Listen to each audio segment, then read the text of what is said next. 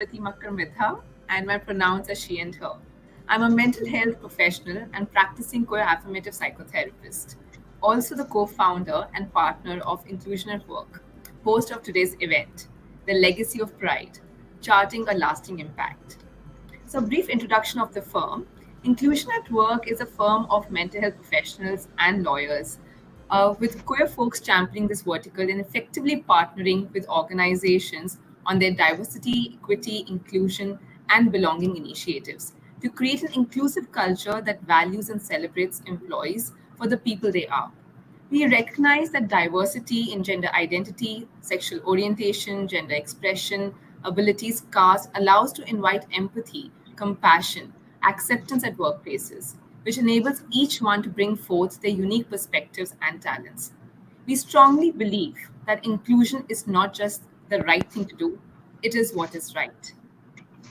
So, Beyond Pride Month, Let's Table It started as an initiative to curate queer voices and narratives beyond Pride Month. To be able to come full circle with today's topic we're exploring feels significant and opportune. So, let's start the conversation on the legacy of Pride, charting a lasting impact. Today, to kickstart today's roundtable discussion, I'm deeply honored and humbled to be joined by Abhina, V, and Sanjay. A brief introduction about all of them. They're eminent speakers in their own spaces and really trailblazers in the work that they're doing. Sabina Aher is a transgender activist in India working in the HIV and human rights space since the last 24 years in India. She started first trans-led dancing group for trans women, first trans-led dancing group called Dancing Queens, and also formed Tweet. She's one of the co-founders of Transgender Welfare Equity and Empowerment Trust. Abhina's pronouns are she and her, and she has worked with organizations such as the Humsafar Trust, Family Health International, John Hopkins University, Center for Communication Program, and India HIV/AIDS Alliance. She's also the former chair for Asia Pacific Transgender Network, uh, starring committee member of International Transfer Fund, and vice president of Innovative Response on Global Transgender HIV work, and health champion for HIV and TB with GFAN AP. Currently, she's working as a technical expert on key population with iTech India. And trust me, this is just a snapshot of the work she has done. She has multiple accolades and awards under her belt. We have with us also Vandar Kulali, Karthikeyan. We'll be addressing them as V. So V is the co-founder of Kovai Vanavil Kutam. V, if I may request you to please say the name of your organization, and apologies for this. Kovai வானவில் கூட்டமைப்பு. Okay, thank you so much. But it's a great work that they're doing. So, see, we formed this firm as a coalition of like-minded collectives and organizations that have come together to organize the Pride Parade and other events during the June month in Coimbatore, and to create necessary infrastructure and network for the queer folks to safely navigate through their everyday lives, which otherwise is difficult given the stigma and discrimination. So, welcome, V.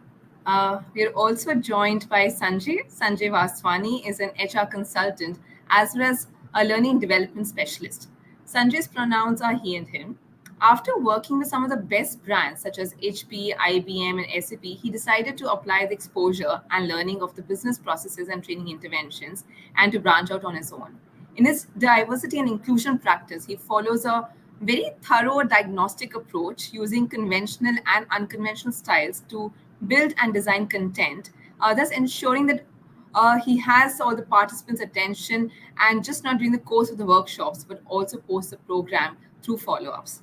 So very warm welcome and sincere gratitude to each one of you for making time for today's conversation.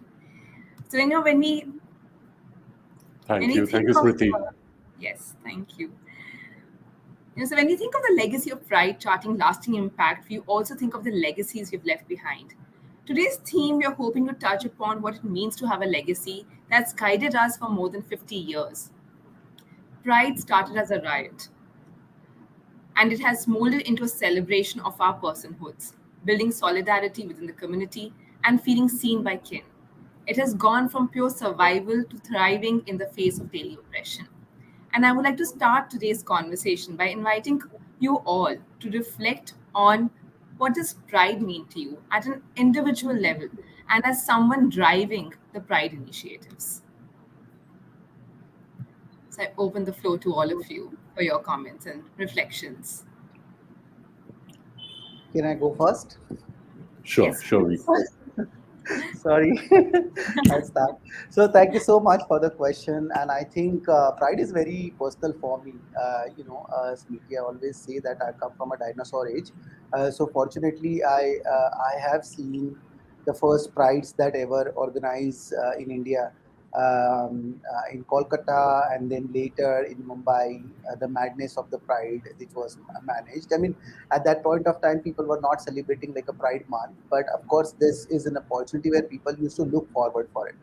And there used to be a very mixed feeling, because when you are you in the beginning of the pride, when I'm saying is that when people were walking in the pride, uh, people were taking support of each other. Very few people were walking, they were wearing masks, and there was this scare that they will be attacked by homophobes who were seeing them from both the ends of the road.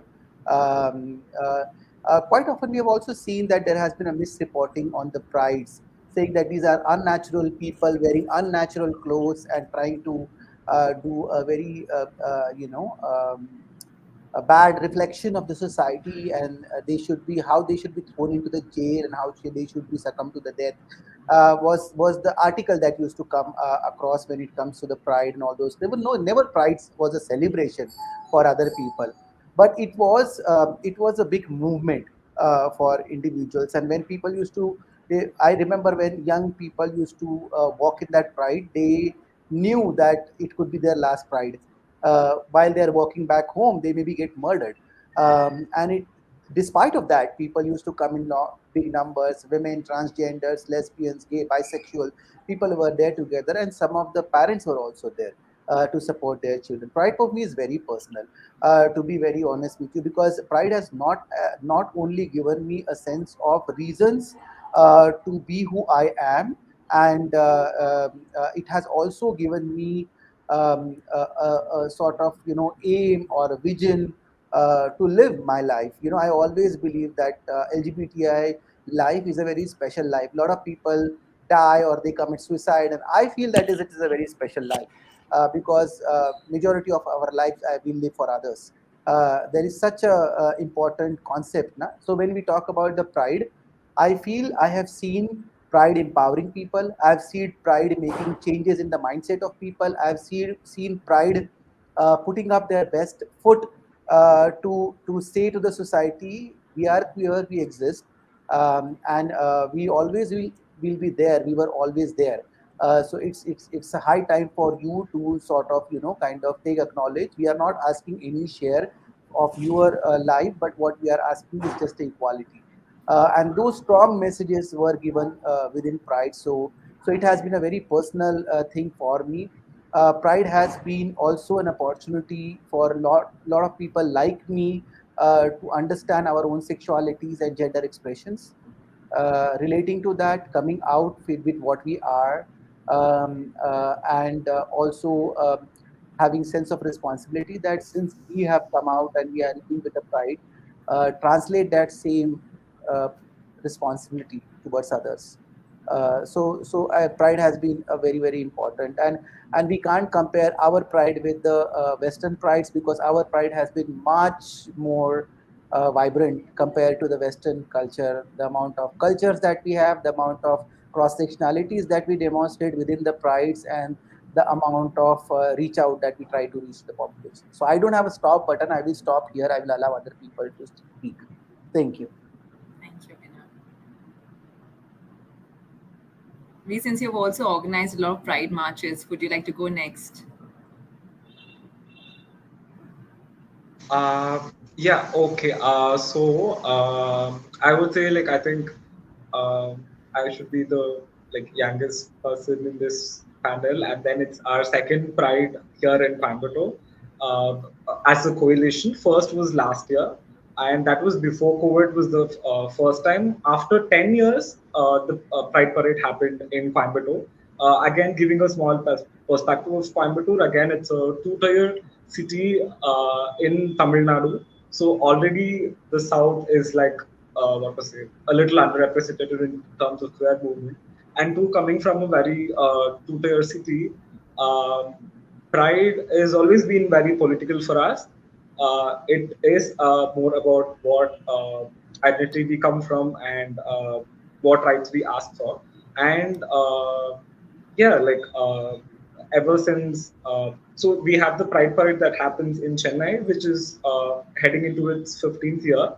And yet, I would say like we would need like, more representation in like each uh, two-tier city or like each neighborhood or whatever in like whatever levels, so that things don't what to say get centralized in like urban centers, because there is much more stigma and discrimination in like rural and like semi rural spaces.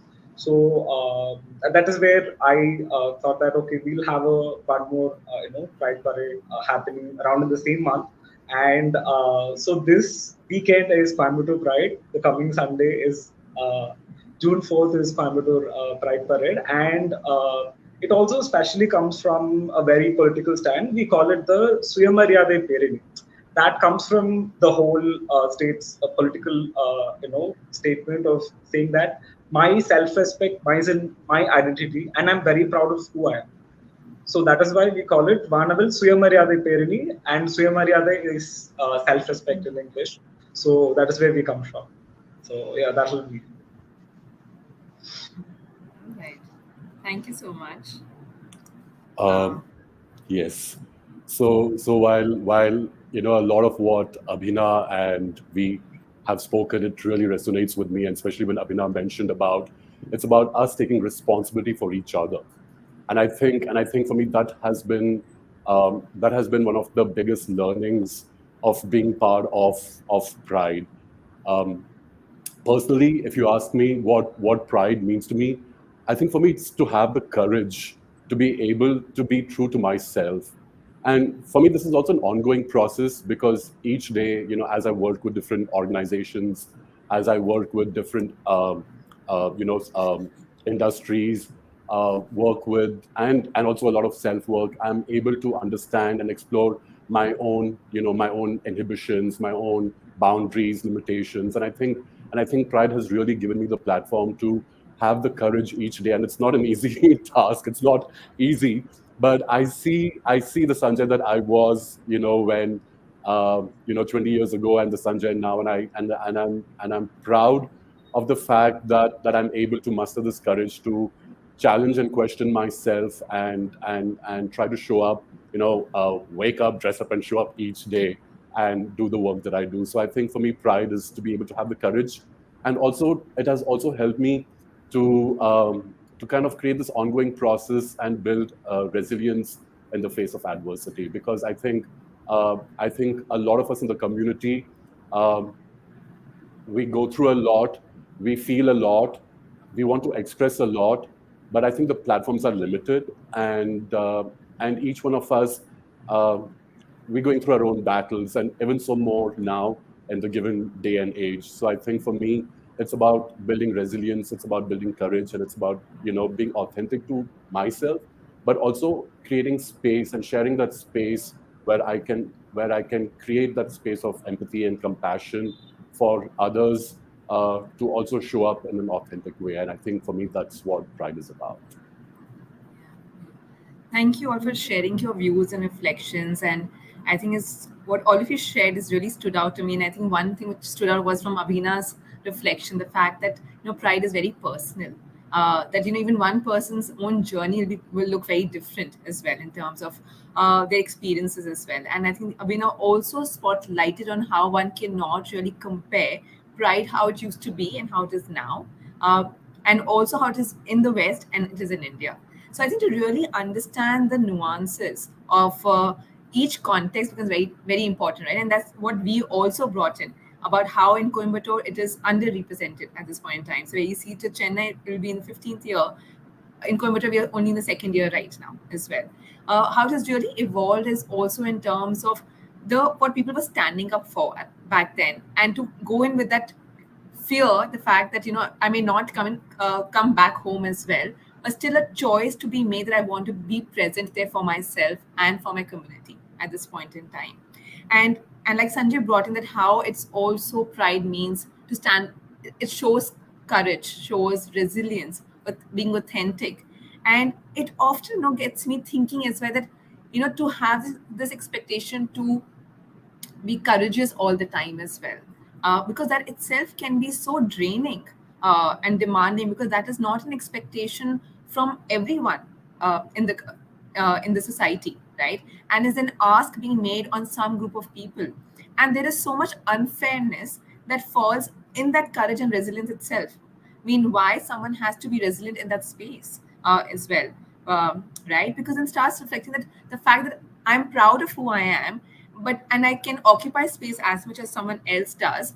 But why do I need to justify myself, right? And I think this has also become really a focus of the conversation with the whole marriage equality debate that came in the last a month or so. And I'm also wondering, since now marriage equality has become part of the public discourse, how do you think this legacy of pride in India is evolving with these conversations coming front and center?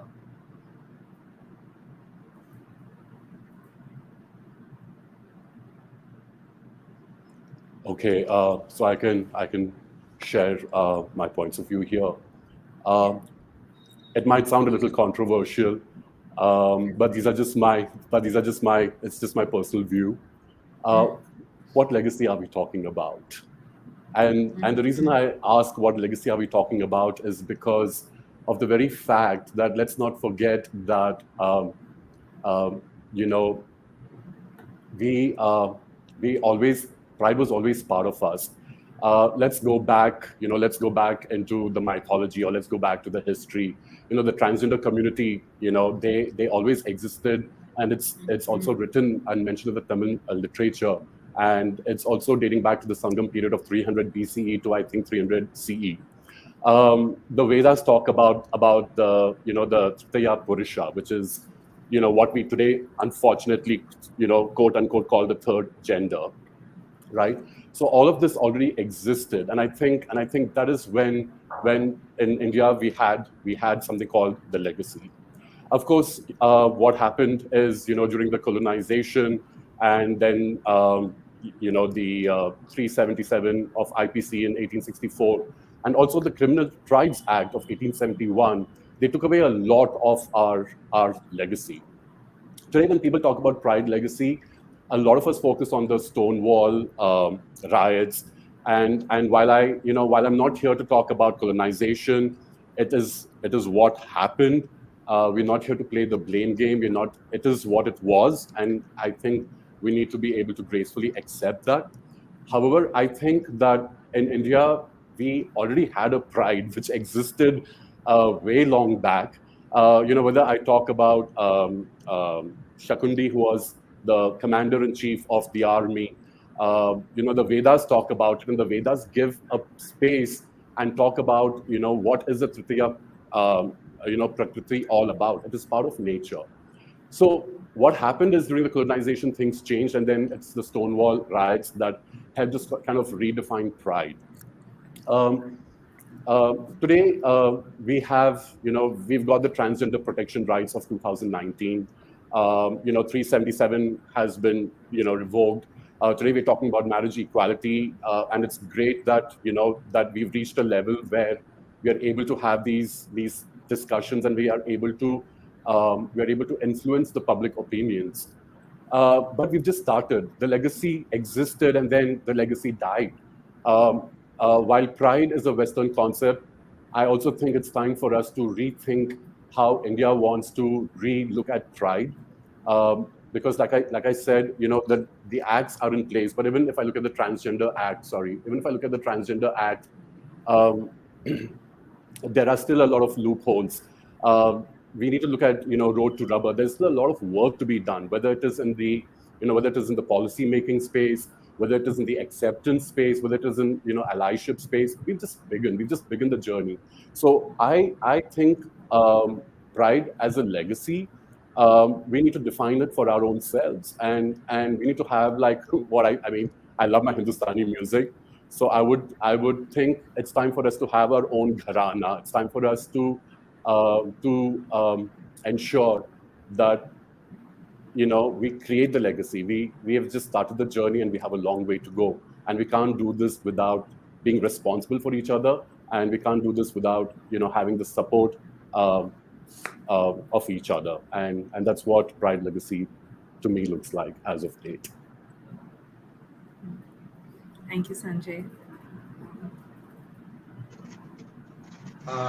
So for me, just when we say legacy, I always see two Indias, and we always know how like legacy work.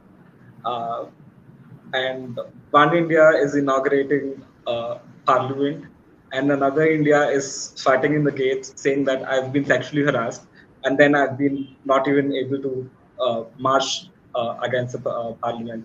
And somewhere around, for me, that just sums up what legacy for queer folks is, because we've constantly been there in the streets, doing sex work, doing begging, whoever it may be, and that is how we fought for our rights. We've not, you know, we in our, whoever is being there, they never would have had a chance to talk like this on their rights, say, 5 years back or 10 years back, or like just when things started and all that. So I think legacy is now where we are able to exercise all the freedom that we got right now, and what we are fighting for.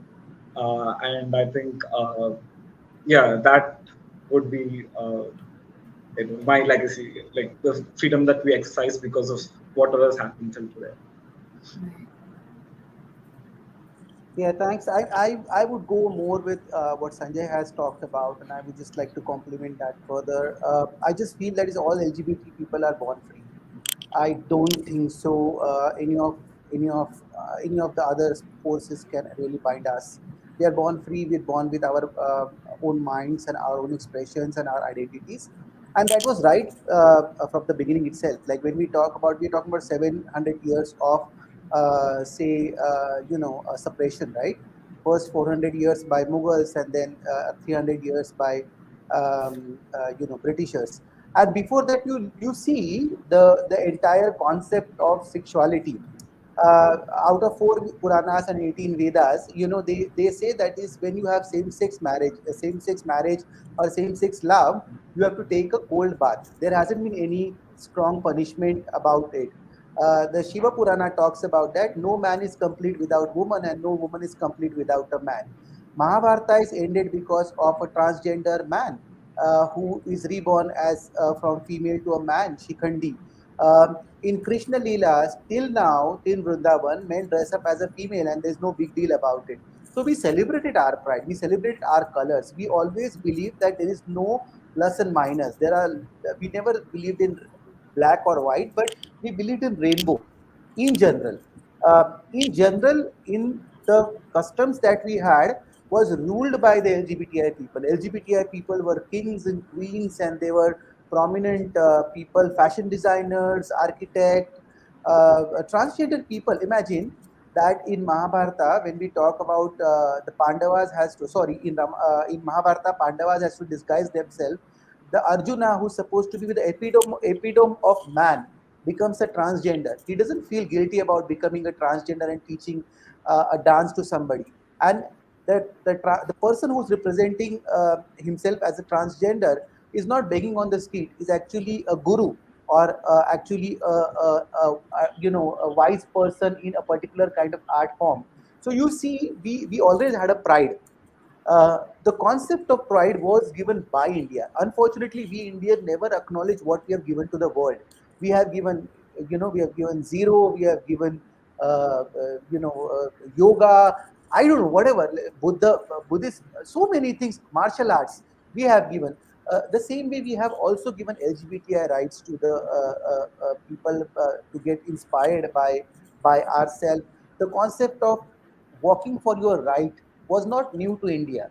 We got independence because of that, right? In a simple, we got a Dandi March. The entire concept that you walk towards your right, you move towards, and people are still continuing with that.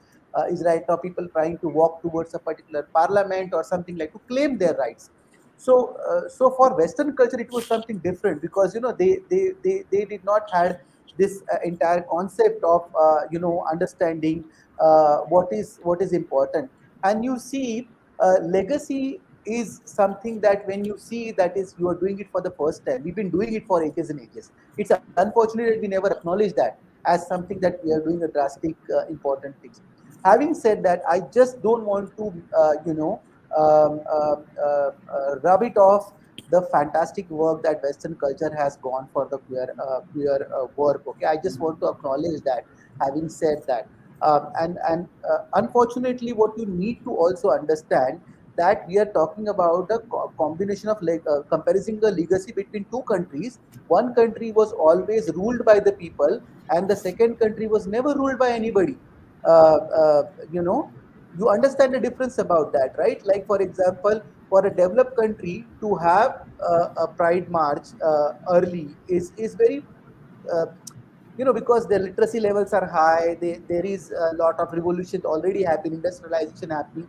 And in countries like India, who's just 75 years old right now, I'm seeing is 75 years old because first 40, 50 years we just spent in a poverty and lack of empowerment. Where do we talk about our rights when we don't have food to eat? When we don't have food to eat, where do we talk about transgender people? Call it a hijras. They were shunned down from a society in 1868 by Britishers' law, which is called as the Tribal Act. Cross-dressing was considered to be a criminal act. 10 years of imprisonment was done. Systematic evacuation of transgender people, which was a power structure of LGBTI people, was done from a society. The society was outcasted. Lot of people doesn't know. Lot of people see that transgender people only come for happy occasion. No, we have a culture. Transgender people also come for a sad occasion. We are also part of a Rudali parampara in Gujarat, where transgender people are part of that. Lot of people doesn't know our own culture. Lot of people doesn't know that we have a transgender temple in India for last almost 300 years, called Betraji Mata in Gujarat, Maisana, where a lot of state people also goes for blessing. So all this culture is not being understood appropriately, and henceforth we always look up to Western for a legacy. I feel that we ourselves should take a pride in what we do in general within as a community. Unfortunately, we don't take inspiration from our side. We always look for inspiration outside, right? What we are doing. And having said that, I feel now the circle is coming back. Now India is seen as a leader of the globe, right? Now what they are doing, that like for example, in Western countries, they had transgender people in binaries. They always thought when you transition, either you can be a man or a woman. We said no. We said you can be whatever you want to be. Transgender is a big umbrella, and now they are accepting that. Now they are accepting that. They are looking forward for intelligence from us about sexuality and gender. You see, we are claiming what we always had. When the British person came for the first time and he reported back to the British Empire, they said that I went to a country where there is no theft and there is no poverty. It is very difficult for us to conquer this country. If we have to conquer this country, then we have to destroy their educational system. We have to destroy their structure systematically. Then only we will be able to conquer this country with the Queen's rule. And that has been written in the evidences. Also Abhinay, if I may add, a lot of us, we have a definition of a transgender, the whole concept of ardhanarishwari, which is neither male nor female, but it actually is both male and female. And that is very empowering when we start shifting our mindset to realizing that it's not about me trying to tap into the male energy or the female energy. It's just that it's not neither, it is both.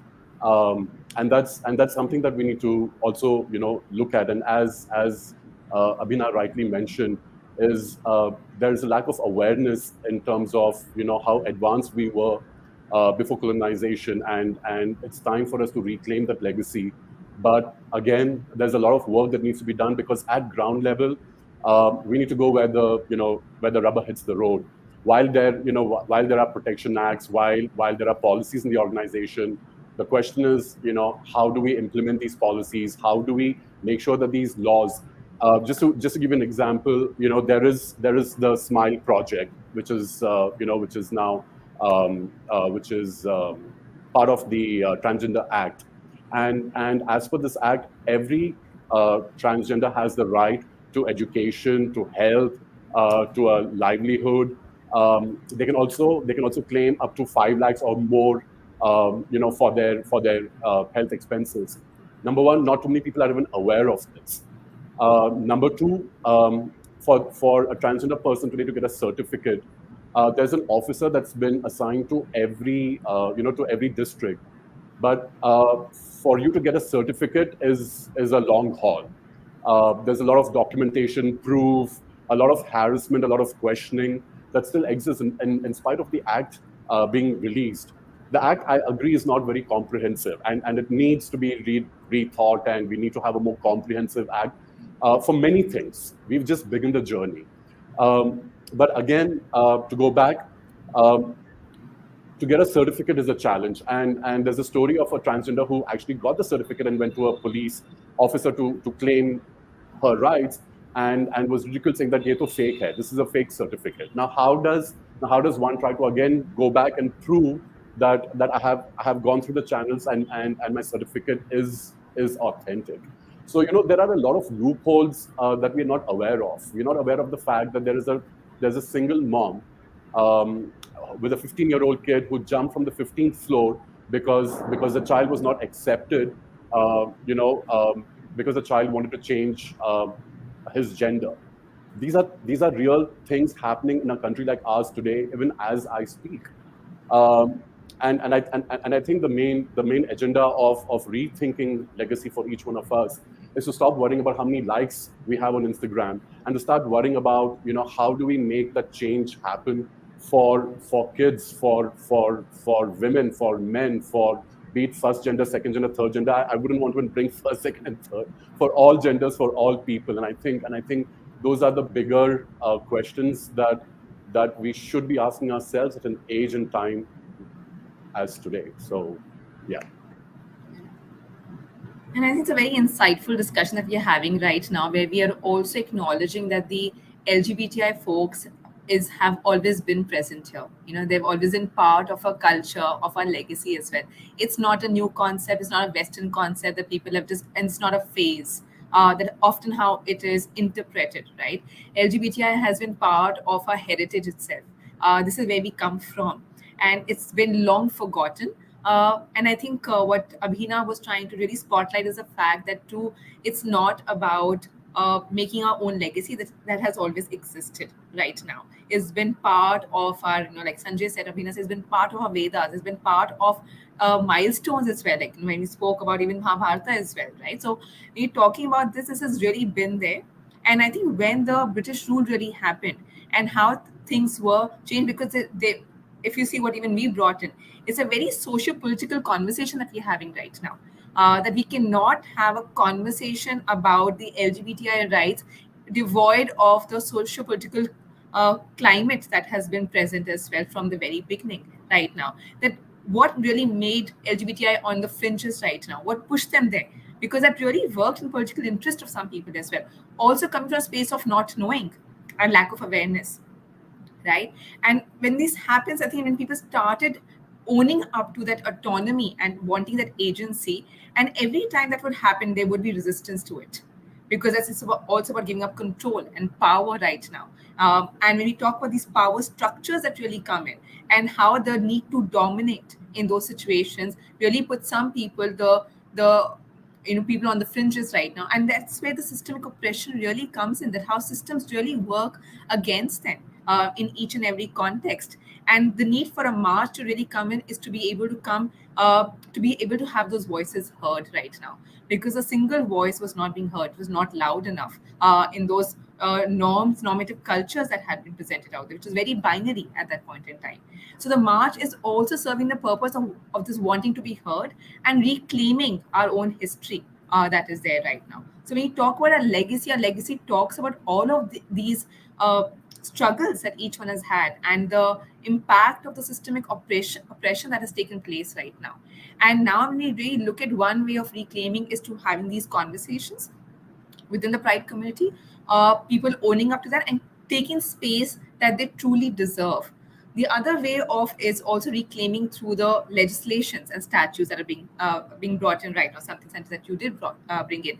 And even if there are these loopholes in these statutes and legislations, we can still own up to this and be allies to the community through policies in organizations. Something, again, something that you did bring up as well. And I think to really tie in all of this is what really we brought in here is the freedom. Does everyone has the freedom to make those choices for themselves? How can you bring that compassion and support when you are holding positions of authority, whether it's part of the government, as decision makers, policy makers, or as employers of the organization as well? Right. And I want to really now spotlight more on the queer relationships and marriage equality, because that's still really a burning issue right now and we're still awaiting the outcome of that. But I'm also curious to know your views on it, that how do you think this marriage conversation around marriage equality is going to be shaping the discourse around LGBTI rights right now? Because when you also hear the arguments, some are very compelling, the others are also very disappointing and hurtful, the way arguments are made, right? It really questions people at so many levels. And I'm wondering how this is likely to shape the discourse around the LGBTI rights. Yeah, I would like to go first in this. See, the fact remains is that for that we are discussing so much on Marriage Act per se, right? Like for example, Hindu Marriage Act or something. Those were the discussions has been discussed out, and what I've been hearing is that people are making statements saying that marriage equals to child. If child is not getting procreated in the marriage, then that marriage is not appropriate. But there are so many marriages where they don't have child. Like there are so many times when Sorry, Abhina, I'm you not able to hear you very well. I don't. can you hear me? I think there is a internet problem. So can you hear me now? Is Yes, it yes, can better? hear you. Yes, yes, Okay. much No, better. I'm saying is that right now the discussions that you are hearing on the Marriage Act, you see a lot of people are saying that why are these people asking for marriage rights? Because it's not going to procreate into the child. There is no going to be any because that is the essence of it, right? Like people get married because they want to have a child, they want to have their legacy, or they want to take for their vansh, which they call it as. But fact remains that there are so many marriages they don't have child. They adopt child, they take care of child, they love the child, they make that child very supportive in nature. Having said that, one needs to understand why are we talking about marriage. um, uh, Even in same-sex love, when we talk about marriage, they are celebrating their love, right? They are celebrating the essence of marriage should not be a procreation. The essence of marriage should be love. The essence of marriage should be a companionship that people wants to have it together, and they have right to do so because they are born with those rights. This is part of their human rights. You have basic rights, and this is also a basic right that individuals should have, irrespective of what genitals that they have in between their two legs, and it's irrespective of what sexual preferences that they have it at heart. I, as a human being, I want to have companionship, and I should be given that right. It doesn't matter whether I have a companionship with a woman, man, transgender, gay, bisexual. It doesn't matter. I want to have the relationship in my life, and I want that relationship be authenticated. Two people are loving each other, and that needs to be celebrated and authenticated. I need to have my own rights. Now the concern is that you are reluctant to change your policies because you are seeing the policies from the binary lenses. You see, there is a woman who's receptive, there is a man who's a boss of the house, and they have their own right. There is a patriarchy, That's how it should be done. And all those, anything which is deviating from that, even like in a small child, we always try to condition the child, saying that is, if there's a boy, we always give them robots and cricket bat to play, and if there's a girl, we give a flowery frocks and dolls to them. We also decide their future before they are growing up, saying that this person will become engineer, this person will get married, they will have two children, their children will do this. Already we decide for people, never allowing people to be what they want. I think what is very, very important when we talk about marriage equality right here is that there's a section of a society which has been suppressed for a basic human right. A basic human right to celebrate their love, to be with somebody whom they really want to be. Now, a lot of people would say, why do you have to get marriage for that? You can just stay whom you want to stay with. Na? But that's not correct. Why are you getting married?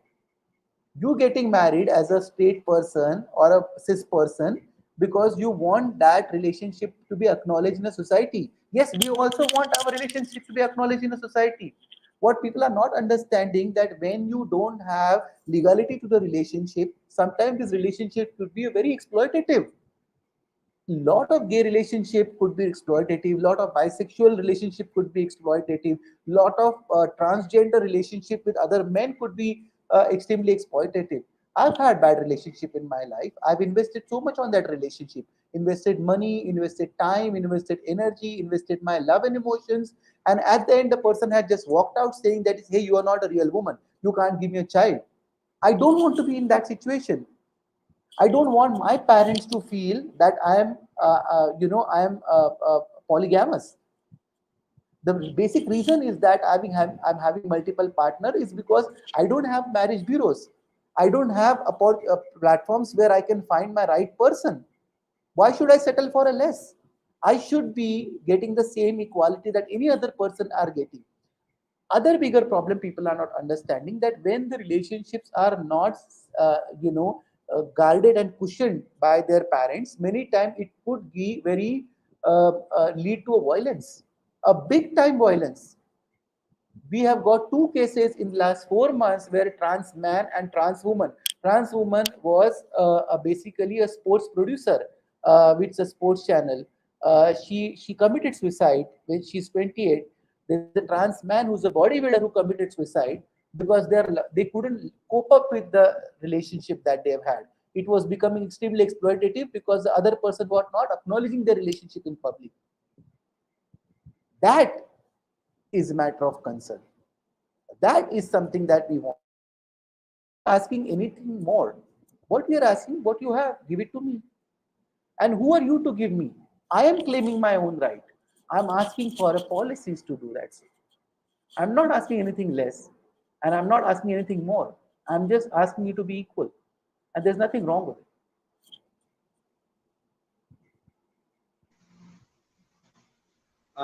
I guess I would completely agree with Abhinav on that.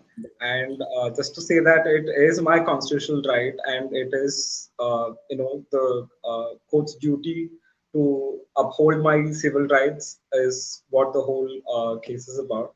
And time and again, I've worked in a domestic violence prevention and care space, and then only after getting into a domestic violence prevention case space, I could know that intimate partner violence could is possible in queer relations too. Because when we just say love is love and then like move on, there is a whole sector of that one person who you choose as your companion, or if you're a polyamorous person, like multiple partners or whatever, but violence from them is something unimaginable. And then not having rights or protection when like a heterosexual couple exercise, it is a very dangerous situation to be in. And yeah, and the damage is irreversible at most of the times. For example, the very couple that mentioned, they both were from Kerala, and I think it was just less than 3 months of their marriage, and then it was just 10 days before I saw him in person in a theater play in Thrissur. And then this guy is a brilliant actor. He's a bodybuilder. He's the first bodybuilder trans person in Kerala, and now he's no more just because it was intimate partner violence. right? But only if my marriage gets equal recognition, when I have my insurance policies intact, I can go have my surgery for free, or cover the days, and then have a life together.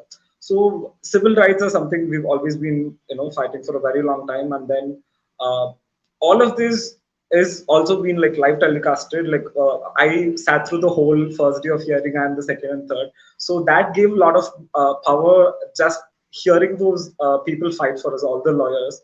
So yeah, uh, that we are moving in a very good direction in terms of marriage equality. But at the same time, Grace Banu's plea for horizontal reservation got, uh, dismissed by the Supreme Court, and that is also something we are fighting staunchly. That even though we need marriage rights, I need to have my education, my job security, all that, because that is also equally important. So yeah. Hi. So, with the Marriage Equality Act, I think the way I see it today is that it is, it has shifted the thought process in the public opinion to start with. Also, what it has done for most of us is that it's helping us understand inclusion for many of us, and when I say many of us, I'm talking about all three genders. It's helped us to understand the different dynamics that are at play today in terms of relationships and family structures. What is the word? Nuclear family, and the family structures in India have changed. The way relationships, we're talking about open relationships today. We're talking about polyamorous. So relationships are no more, black and white. Even if I look at the whole LGBTQ IA plus spectrum, and pardon me, but there's LGBTQIA plus, LGBTQIA plus P, LGBTQIA plus WXY, LGBTQIA ZLP. The point that I'm trying to make is that this is a huge spectrum, right? Gone are the days when there was something called black and white. Gone are the days when it was just a Nirma washing powder. Those days are gone. Today we're talking about spectrum. And I can choose to be anywhere in the spectrum. And honestly, I myself, as a DNI consultant, I'm discovering shades of the spectrum each day and every day as I work with myself and as I work with organizations.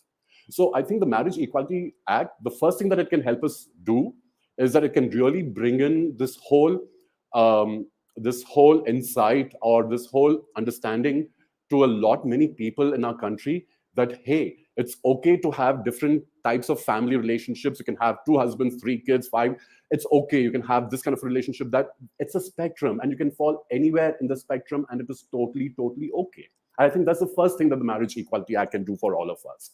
The second most important thing that I hope, I hope against hope open, that this will enable is for more comprehensive policies, to have a more comprehensive discrimination law in the country.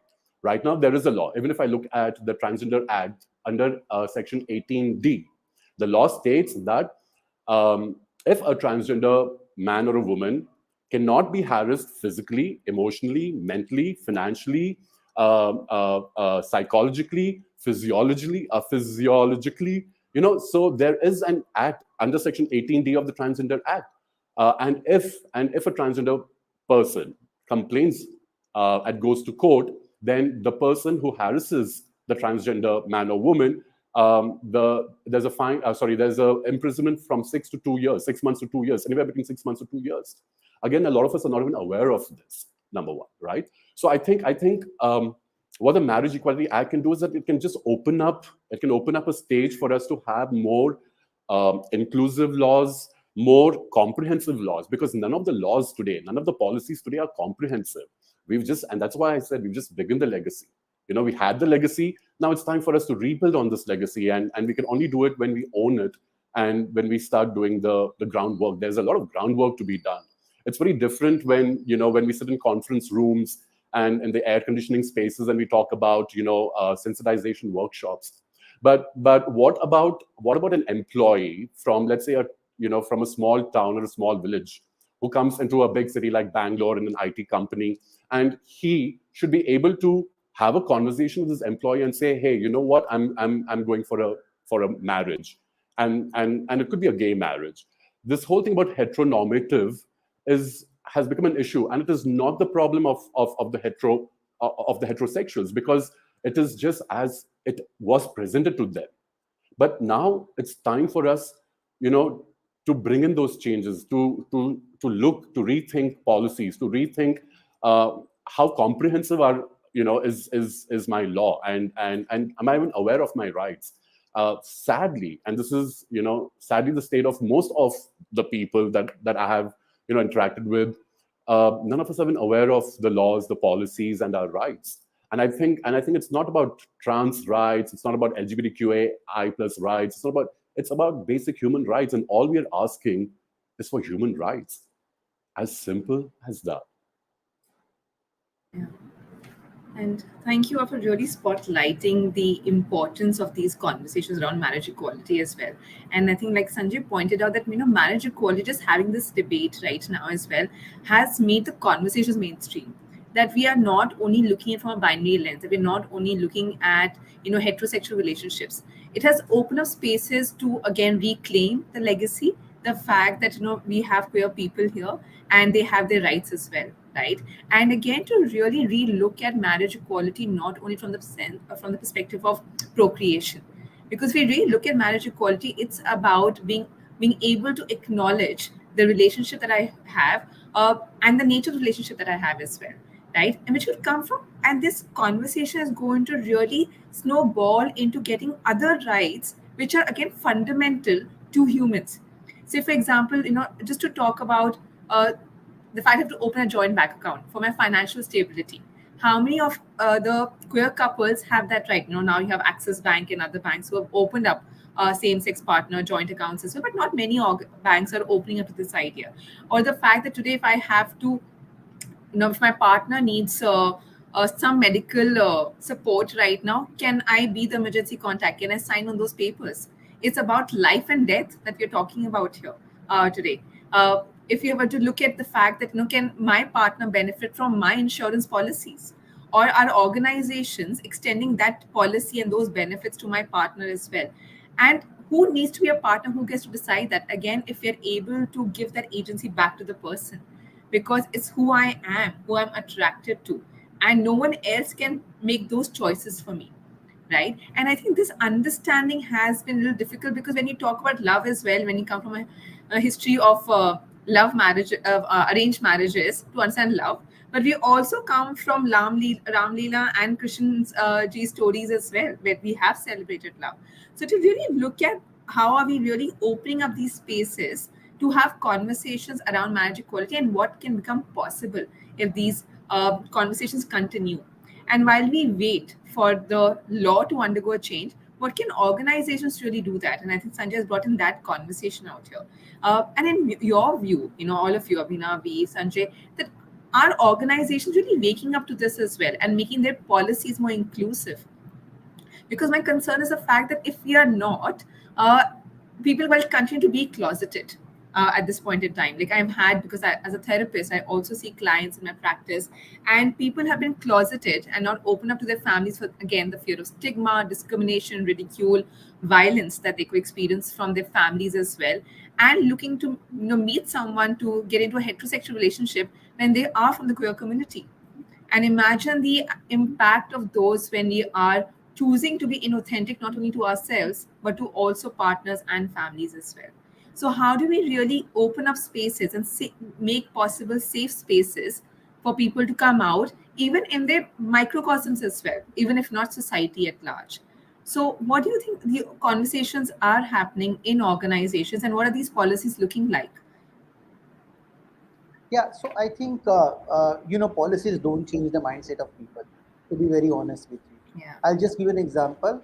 In 2019, a Right of Transgender Protection Act came, but the violence on transgender still prevails. There are a lot of unreported murders and hate crime on transgenders, gay people, bisexual people. So policies don't change mindset of people, definitely. The Yeah. other example that I would like to give it to you, that Section 377 has been scrapped. You haven't seen a single personality, Bollywood personality or very famous personality coming out as a gay person. Why do you think so? They have all the wealth on they can have, but the fact remains is that they don't have a courage to face themselves, right? So the fact remains is here you can't even compare about education, you can't compare anything. But what is important is the enabling environment around that person, how much empowering that enabling environment is for that person to say in a public that here it is, here what I am, and I don't care what you want to have. There are so many famous personalities who have born and adopted children. Everybody knows that they are gay, they're not getting married, but they don't have courage to come out in public and say that, hey, listen, we are gay, that's perfectly fine, I want to be father, I'm adopting the child. And that those facilities are only available for them because they are rich. But today I am a trans person. If I am earning, I'm doing 9 to 5 job for last 27 years. And if I have to adopt a child, I will not be allowed to do the same, right? So definitely there is a class culture. There's other things also work around with that. Having said that, I would also like to say to you about that. I think right now people like Sanjay and other people who are working in DNI spaces, I think really pushing the envelope. I really appreciate. I didn't know that. I started working with Tata. I sensitized their 5,000 employees. And when I was talking to their senior management, they said that Jamshedji Tata actually recruited a transgender person in 1980. First trans person. We did not even have a right. So what is important? That your political will, your heart. If your heart is at the right place, you will accept people, you will come out what you are, and you will find your space within the gamut saying that, hey, I don't care, like this is what I am, I'm gonna wear colors, I'm gonna wear, and it doesn't matter like whether I'm a man or a woman or I'm a transgender. But and people used to be scared about LGBTI people. They used to think that oh, if this person sit next to me, I will become gay. They always have this perception saying that is, if I have a gay employee, then that person will make an advancement toward me.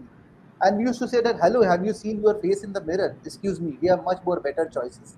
So the entire perspective about that you can be converted into homosexuality or transgenderism is something that is a myth that people are living with still they live into that myth big times about that.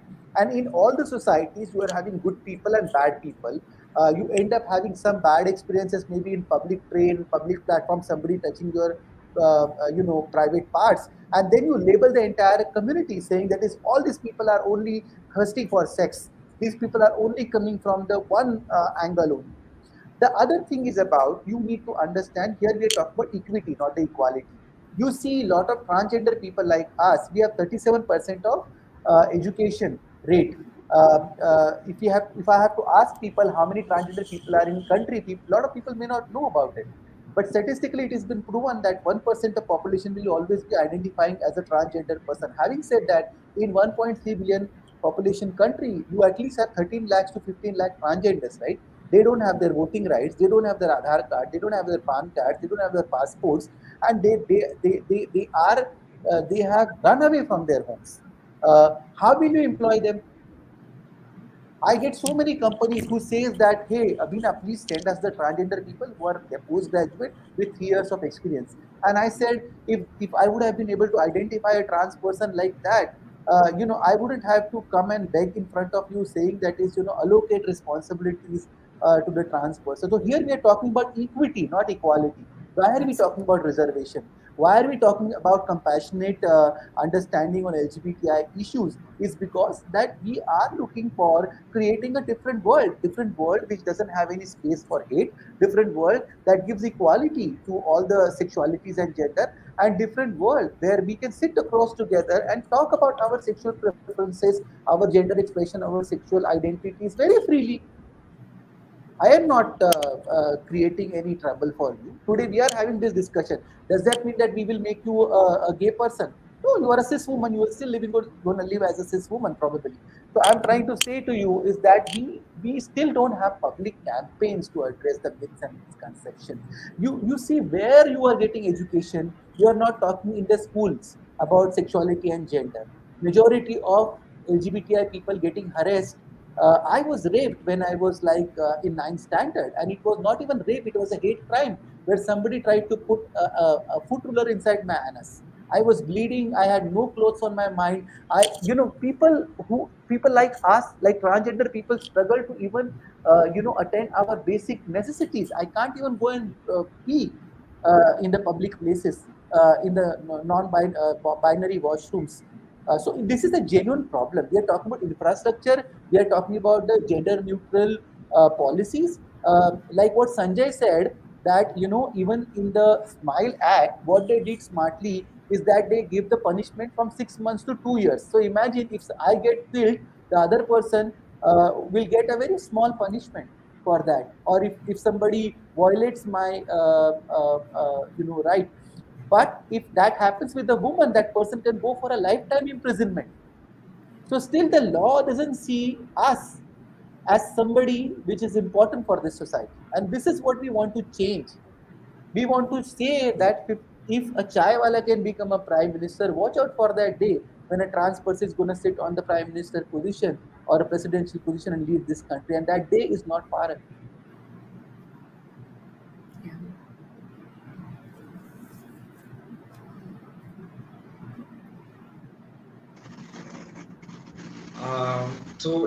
Just out of my perspective, I would say, especially companies, right? They should like relax their requirements and the merit that they throw at people. That is, outright, atrocious. Where I don't get education. I'm not even English speaking to just, when I say like the working class or the, people who are in the streets are trying to make a living.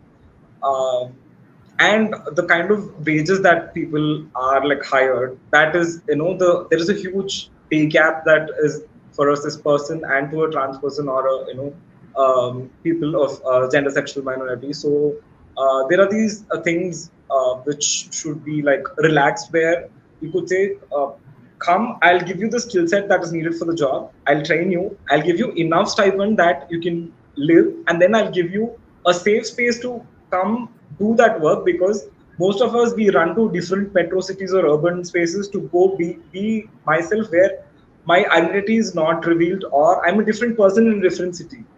I don't have to be, stuck in my home where there is no agency at all. And most of where people move to a different, place to go make their living.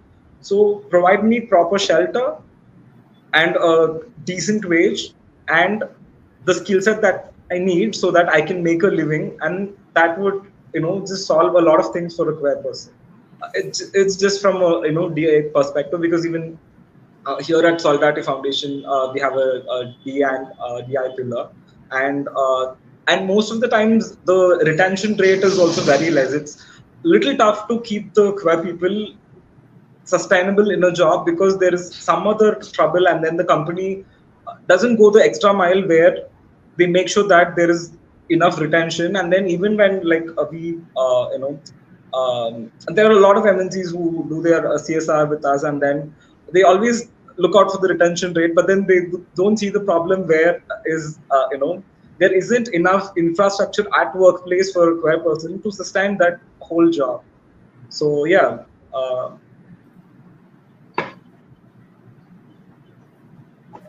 Hi. So I'm aware of the fact that it's 7:03, and I would like to respect everyone's time and the audience's time as well. However, Smriti, you've opened up a question which is my play field, and I'm going to make this very quick and summarize this in 2 minutes. Organizations today are, they are reflections of the society that we live in, right? Organizations today are living, breathing spaces, and that's something that we need to understand about when we see or look at an organization. I think, while, again, as per Humsafar Trust and the KPMG survey, there are only 17% of the Indian companies today that are inclusive ready.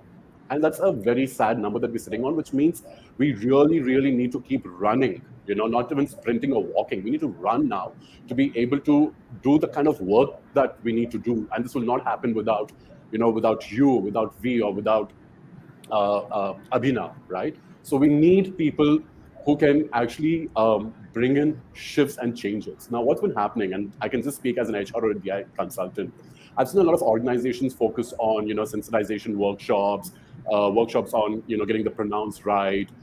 There are some, DNI events that happen, which is great, and it's needed. There's this unconscious bias programs that people run because sometimes it's a check in the list box activity, right? And my question here is, when I look at an unconscious bias programs work only if you make them work. And I've done an entire Harvard research on this. I've gone through all the papers to realize that what organizations are doing is they're running programs for the sake of running programs sometimes. But unconscious bias programs can actually lead to more biases. That is one thing. So I think my model when I work with companies is for me to be able to tell companies to have disruptive conversations. We need to have disruptive conversations today, because if we are not able to have disruptive conversations, we are going nowhere in the inclusion journey. Number one. Number two, I'm also a strong believer that one of the ways that we can run is to be able to create cohort specific learning programs. When I say cohort specific learning programs, for example, right now, one of my biggest challenge that I face is being a single care provider. And I'm talking to a lot of friends who are of my, of the similar age. We're all in our 40s, and and we're all going through this. But for me to be able to come to an office space and say, hey, I'm sorry, I'm not able to deliver a report because I had to take care of my mom and I had to, cook dal. For us to be able to have these conversations, for us to be able to have cohort learnings for, first-time mothers, for senior people in the organization, because a lot of seniors, when I'm talking about seniors, I'm talking about people post 50, 55 in an organization. And they are living alone because their children are probably, abroad, and they come to work every day. But what is it that they go through, on a physiological and a psychological level, and for them to be able to share this. So I think, having cohort learning sessions, having disruptive conversations. And also, I think inclusion is about self-work. It's about self-work. If I'm not aware and if I'm not able to include myself, how can I include anybody else? So programs like mindfulness, and mindfulness is a scientific based, it's an evidence based research that offering mindfulness sessions to employees can actually help them understand the deeper wounds that they carry, which makes them understand that, you and I are the same. We're all the same people.